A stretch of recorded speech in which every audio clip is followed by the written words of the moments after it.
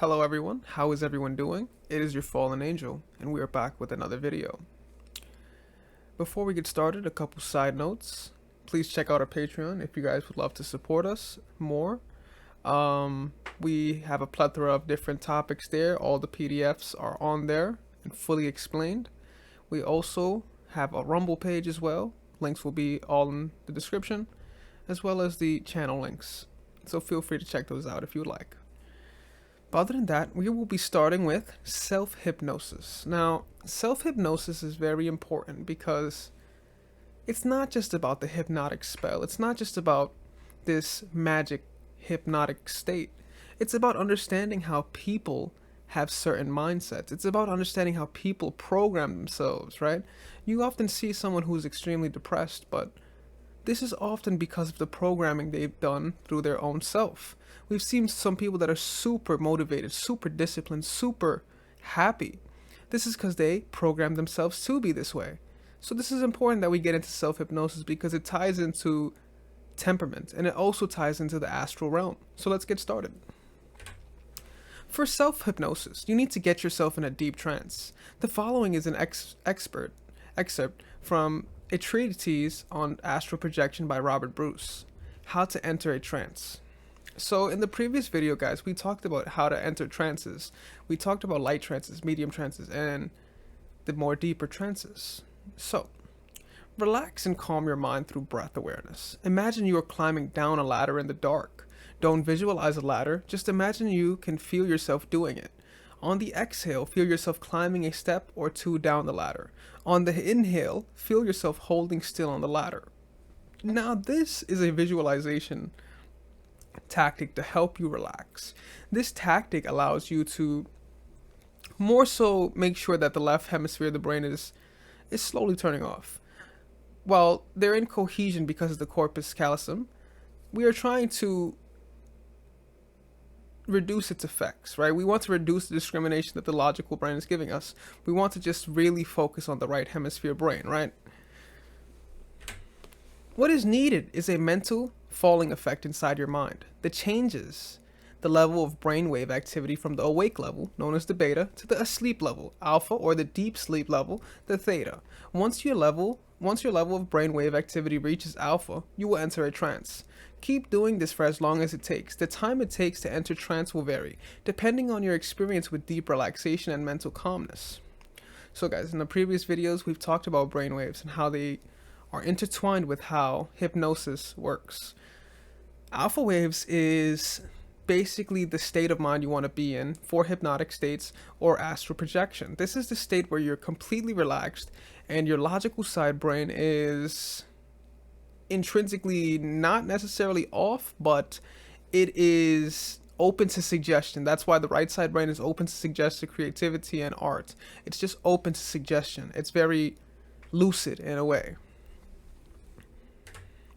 A trance feels like everything gets quieter and you feel like you're in a much bigger place. There is a very slight humming feeling in your body. Everything feels different. It feels a bit like putting a cardboard box over your head in the dark. You can feel the atmosphere change. It's like everything goes fuzzy or slightly blurred. Any sharp noises while in trance are painful. So guys, when we talked about clairaudience, and if you are, we understood that in the astral realm there is a mystique of various sounds, vivid colors, vivid ideologies, vivid imaginations, right? So when you're a clairaudient in this state of mind, you are more susceptible to loud sounds.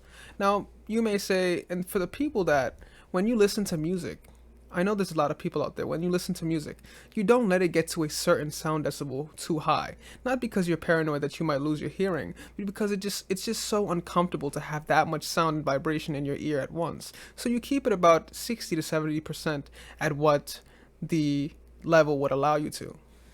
So this is similar to that. Noises become more painful because now you're sharpening other senses while your eyes are closed. Now, we understand that when a blind person is blind, many of their other senses sharpen up because of this. Or if someone is deaf, other senses like eyesight sharpen up.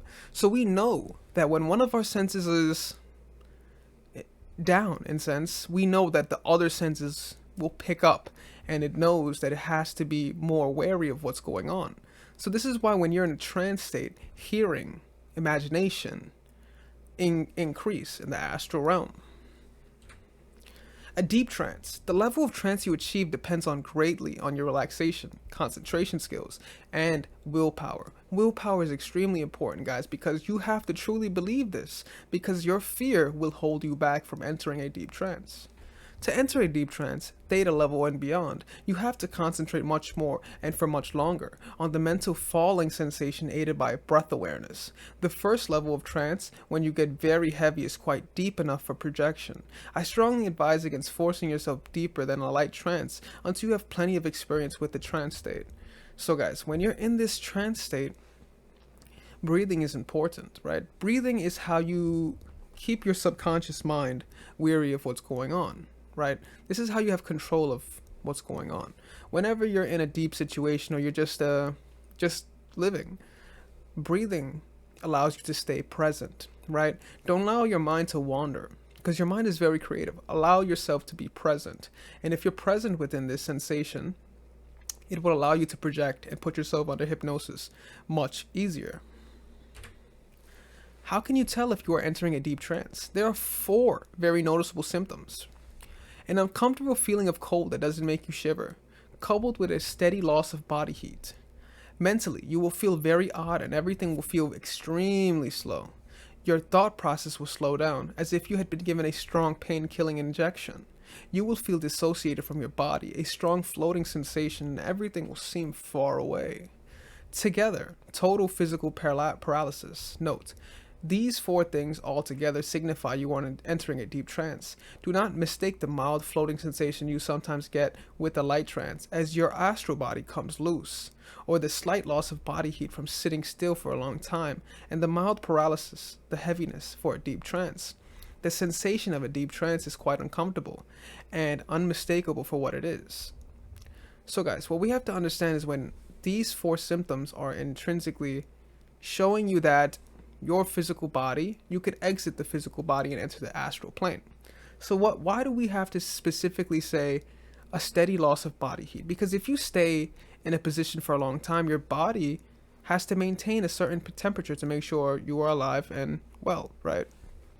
When you are exiting the physical plane and entering the astral plane, whether you want to go to the Buddhist plane, the Atmic plane, whatever spiritual plane you're trying to get at, right? The loss of body heat and the cold temperature that arises is because you are exiting this plane. Now, on the right we have a picture of paralysis, various paralysis, right? We have quad paralysis, paraplegic paralysis, and all these, but what we have to understand is you will not feel the sensation of your body. That's the main point, right? You're not trying to feel the physical realm, right? You want to feel the astral plane, what is beyond the cosmos. It is very difficult to get into a deep trance state, as you need highly developed relaxation, concentration, and trance state skills, plus lots of willpower and mental energy. You will not accidentally fall into it. If you are worried you can go too deep, remember this. You can pull yourself out at any time. Concentrate all your will on moving your fingers or toes. Once you move a finger or toe, flex your hands, move your arms, shake your head, reanimate your body, and get up and walk around for a few minutes. Falling into a deep trance should not be a problem with these exercises. Now guys, if you ever feel like you are too deep, which you will never get too deep, because entering the astral plane you will always be safe as long as you understand what is going on and you're not in fear. Now, the sensations that you have to do is also known as muscle relax. Squeezing parts of the body. You could squeeze any part of the body, your kneecaps, your toes, your buttocks, your chest. You could just do this at will. Just start squeezing parts of the body, muscle relax. These exercises will help you exit the astral plane. But also, if you're doing this will also help elevate your ability to enter the astral plane. What you're seeing will actually, you will feel it very vividly like a lucid dream. This is the right side brain working at its full willpower. Energy and body expansion. At some point, after entering the trance state, you will feel a mild paralysis come over you. This will soon be accompanied by a deepening vibration and buzzing feeling all over. You may also feel like you are huge and swollen. The paralysis vibrations and the huge feeling are symptoms of the energy body expanding and the astral body loosening. This is part of the normal sleep process. The energy body expands and opens in order to accumulate and store energy. During this, the astral body drifts free, slightly out of phase with the physical body.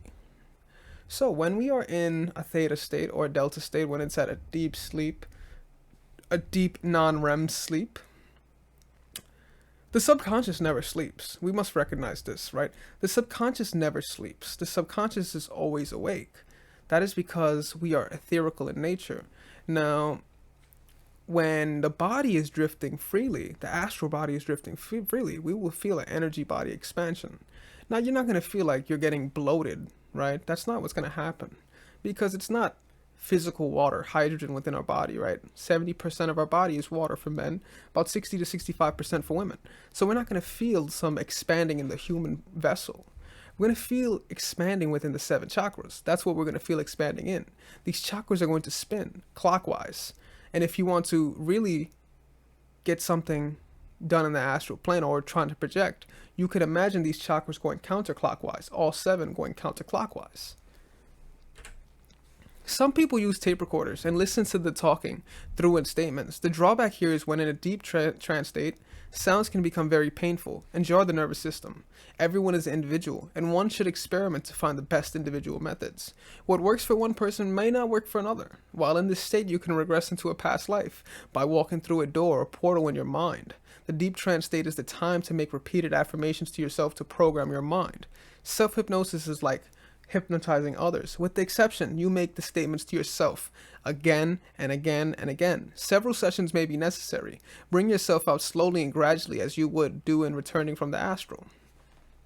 So guys, we see here a plethora of emotions and how it impacts the human vessel.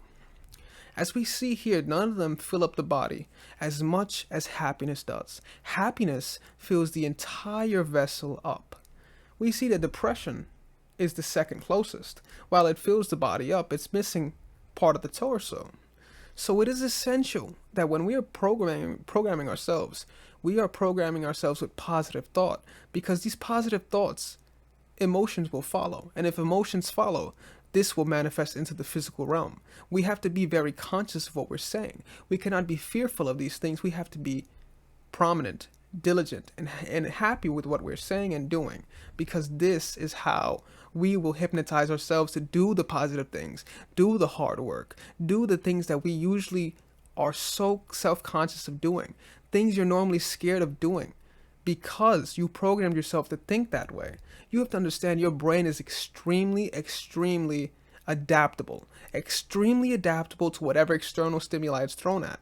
So if you change the external stimuli and hypnotize yourself to do whatever it is you desire, your body and your atoms within yourself will definitely follow. So guys, this was a short video on self-hypnosis. If you have any questions, feel free to leave them down in the comments below. I love to read them. And another note, if you do want to support us even more, check us out on Rumble, Patreon. The links are down below. Thank you guys for watching. It is your fallen angel, and I am out.